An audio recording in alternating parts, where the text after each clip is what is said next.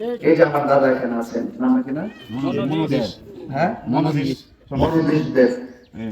মনোদীপ দেব ওনার পারিবারিক ভাবে কিন্তু উনি যথেষ্ট ভালো স্বাবলম্বী এবং পরিবারের মধ্যে অনেক ডাক্তার থেকে শুরু করে অনেক ভালো।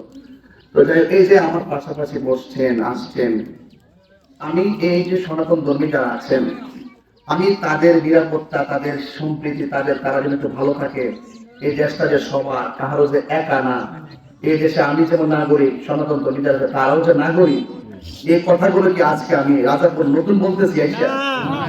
দাদা শুনছেন না এগুলো? এই যে ওনারা যা শুনছেন, আমি রাজনীতিতে আসার আগেই ওনারা জানেন। তো আমি আমার জায়গা থেকে ইনসাফ ভিত্তিক কথা সবসময় বলে আসছি। এবং ইনসাফ ভিত্তিক কথা বলে বলে ধর্মের আলোকে মানুষগুলাকে সম্প্রীতি তৈরি করার কাজ করে আসছি। এখন আমি সামাজিক ভাবে যদি আমাকে উপরওয়ালা যদি দয়া করে, সামাজিক ভাবে আপনাদের দোয়ার সমর্থন নিয়ে যদি আমি মোমবাতি প্রতীকে বিজয়ী হতে পারি, তাহলে আমার কাজটাকে আরো ভালো হবে না? আরো ভালো হবে না? এখানে আমি দাঁড়ায় কথা বললে কি আইন হবে? সংসদে দাঁড়িয়ে কথা বলে আইন হবে।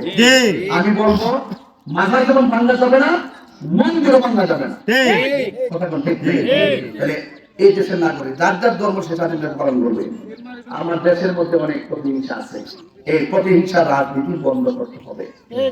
আমার মা বোনদের আত্মমর্যাদা আছে, তাদের মর্যাদা রক্ষা করা, সুরক্ষা করা, এবং তাদের মা বোনদের যে ইজ্জত, মা বোনদের যে মূল্যবোধ, এই মূল্যবোধ সমাজে প্রতিষ্ঠা করা। এবং এই যে কচিকাঁচা কোমল মনে যারা আছেন, শিক্ষা জাতির মেরুদণ্ড, যে জাতি যত শিক্ষিত সে জাতি তত উন্নত। এরা নির্বিঘ্ন ভাবে লেখাপড়া শান্তি মতো করত, সেই সুযোগটা তারা পাইতো। এই যে আজকে আমি ঢুকলাম, এখানে অনেকগুলো রাজপথ আমি দেখে আসছি। আমি কিন্তু প্রতিদিন 6 ঘন্টা 7 ঘন্টা মোটর সাইকেলে ঘুরি, বিভিন্ন জায়গায় যাই, ফিরে নিজে প্রতিদিন করতে আসছি।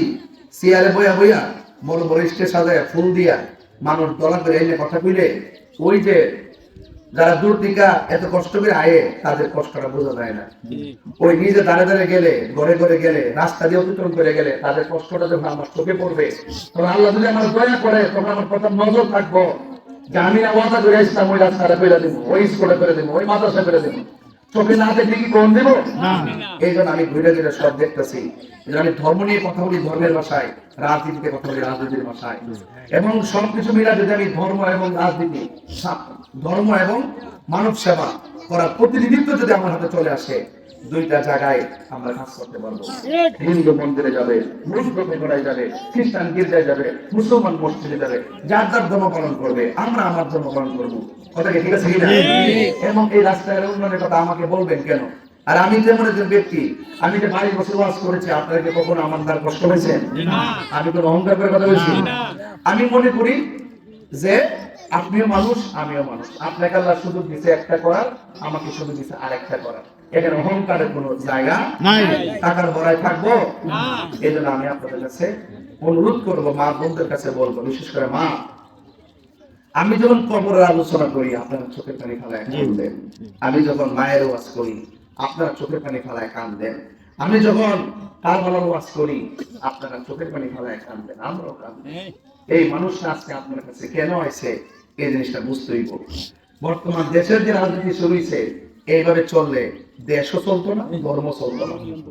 সঠিক বলতেছি? দেশ বাঁচাই দিব, ধর্ম বাঁচাই দিব, ঠিক আছে কিনা? তো এই জন্য আমরা দেশের হাল ধরতে হবে।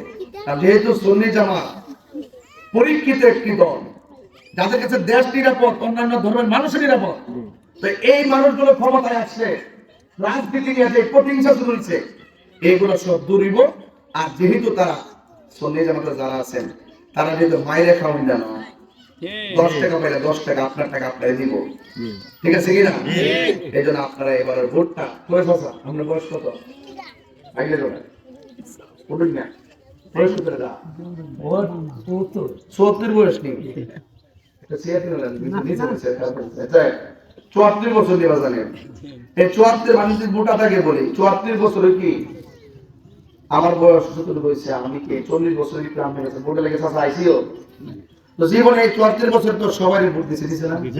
যেহেতু এবার একটা সুন্নি জামাতের সম্ভাবনা জায়গা হচ্ছে, আর সুন্নি জামাতের প্রতি দেখেন এই যে সনাতন ধর্মীয় লোক আশা করতেছে, স্কুলে কলেজের প্রফেসর আশা করতেছে, চা শ্রমিকরা আশা করতেছে, সবাই যেহেতু আশা করতেছে সুন্নি জামাতের যেহেতু শান্তিপ্রিয় দল, এরই আসুক। যদি অন্য ধর্মের লোক যদি আশা করে আমরা সুন্নি হয়ে আর এক জায়গায় যাওয়ার সুযোগ আছে? ঠিক না, সুযোগ আছে? ঠিক না। তাইলে আপনারা সবাই অন্ততপক্ষে বাড়ি ঘরে যারা আছেন সবাই মোমবাতি প্রতীকে বাজান ভোটটা দেওয়ার নিজে তো আসেনই, ব্যবস্থা করে দিবেন, দায়িত্ব দিবেন, নিয়ে বসাইবেন, পারবেন ইনশাআল্লাহ সবাই দিবেন। আর মার বোনেরা যারা আছেন আমরা সকাল সকাল যাইয়া মোমবাতি প্রতীকে ভোট দিবেন, সকাল সকাল যাবেন, সবাই একসাথে লইয়া যাবেন, একসাথে গেলে একসাথে আইয়া পড়বেন, সময় বসবো, নিরাপদ হইব। এই জন্য আলগা আলগা যাবেন না, সকালবেলা খাই হই টাইমে টাইমে, সকাল ভোরবেলা বাড়ি ঘরের মহিলারা আছেন, মা বোনরা আছেন, একসাথে কেন্দ্রে যাবেন, জায়গা ভোটটা মোমবাতি প্রতীকে ইনশাআল্লাহ দিয়ে আইবেন। আমার জন্য সবাই দোয়া করবেন, আমি যেন আপনাদের মাঝে বারবার যেন আসতাম পারি সেই সুযোগটা অন্তত করে দিবেন। এবং আপনাদের প্রতি অসংখ্য আমি তাদেরকে আদর জানাচ্ছি, আশীর্বাদ কামনা করছি। আর পর্দার আড়ালে অনেক মা বোনরা এসেছেন, মা বোনদের প্রতি আমার শ্রদ্ধা ভালোবাসা জ্ঞাপন করছি। মুরব্বীরা যারা এসেছেন, যুব সমাজ, কিশোর সমাজ যারা এসেছেন, সবার প্রতি আমার আন্তরিক ভালোবাসা। আপনারা ইতিমধ্যে শুনেছেন আসন্ন এবার জাতীয় সংসদ নির্বাচনে আমি মোমবাতি প্রতীক নিয়ে নির্বাচন করছি। আজকে রাজাপুর আমি এসেছি আপনাদের কাছে সর্বপ্রথম দোয়া নেওয়ার জন্য। 2 নম্বর, যেহেতু নির্বাচন 12ই ফেব্রুয়ারি, আপনাদের মহামূল্যবান ভোট মোমবাতি প্রতীকে দিবেন সে আশা করে আপনাদের মাঝে এসেছি। আমি চাই দল মত ধর্ম বর্ণনা নির্বিশেষে একটি সুন্দর শান্তি সম্প্রীতি সমাজ গড়ে উঠুক। আপনারা চান না? মামলা হামলা, এই যে হয়রানি করে মিথ্যা মামলা দিয়ে এগুলো সমাজ থেকে বন্ধ হইত। প্রকৃত অপরাধী যে হবে তার শাস্তি হইত। একটা অপরাধ একজন করলেই প্রতিহিংসার বশবর্তী হয়ে তার 14 গোষ্ঠী পুরা 100, 200, 500 মামলা ঘরে ঘুমাইতে দেয় না, হয়রানি করা হয়। তো এই দিকে মামলা বাণিজ্য চলছে, এই হয়রানি গুলো বন্ধ করতে হবে। 2 নম্বর কথা হলো, আপনারা জানেন এই বাংলাদেশে একমাত্র সুন্নি জামাত যেটা, এটাই একমাত্র শান্তিপ্রিয় দল। সুন্নিদের ইতিহাস যদি তালাশ করেন, খবর নিয়ে দেখবেন তাদের ইতিহাসে কোনো কলঙ্ক নাই, কোনো চাঁদাবাজি নাই, কোনো দুর্নীতি নাই, কোনো প্রতিহিংসা নাই। ওরা মানবতার রাজনীতি করে, ইনসাফ ভিত্তিক রাজনীতি করে। এই যে আমার দাদা এখানে আছেন, নাম কি না? হ্যাঁ, মনোদেশ দেব।